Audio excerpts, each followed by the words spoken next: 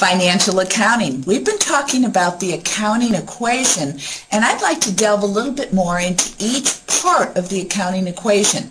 The first part is called the assets. And remember, we've talked about the assets as being the resources of the business. In other words, it's the stuff you have to make a difference. A nicer term for it is something that has a future or potential value. So what I'm talking about here is, for example, food in your refrigerator is an asset because doesn't it have future or potential value for you? Yeah, you could eat it, doesn't it? So if that's the case, when I look at a business or as an individual counting up their assets, what kinds of things will I find? So let's look at some of the accounts or the types of assets that you might find in this course. Well, the first one you'll find is cash or money. Cash, you know, is my favorite four-letter word. We'll also find something called supplies. Supplies are like paper, pencils, ink cartridges, those types of things that you use or consume in your business. Now, they are supplies before you start using them. So, in other words, this marker, because it still has its cap on and I haven't opened it yet, is a supply. As soon as I start using it, it becomes something else. More on that later. You can also have prepaids.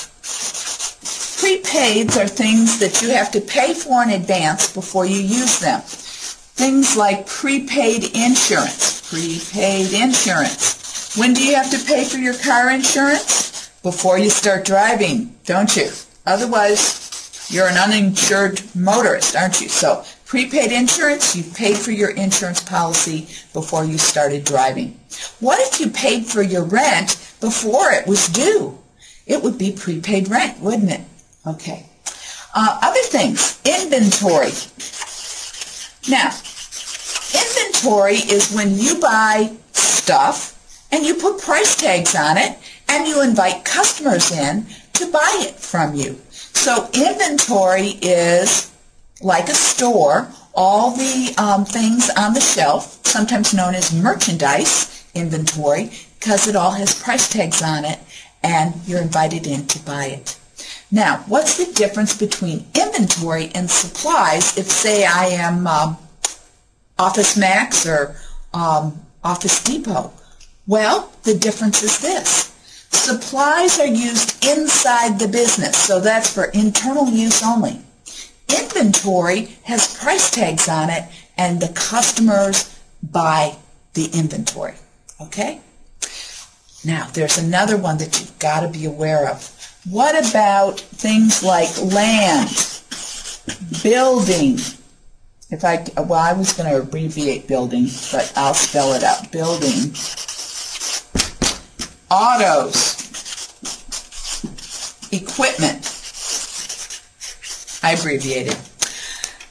These are long-lived assets, but they're still assets, aren't they? Don't they have future potential value? Wouldn't you say your car is something that gives you much value? You're right. Also bicycles. Now, there's one last one that we want to talk about as far as assets are concerned, and it's called accounts receivable. And accounts receivable is when other people owe you money. So, for example, you go out and you played cards last night, and you played cards with a bunch of people who had no money, but they made a lot of promises to you like, oh, yes, I give you and I owe you, I will pay you back.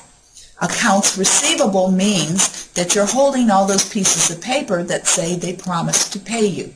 Now, if I'm a company, my accounts receivable are generally credit card receipts because folks have used their credit card instead of giving me cash.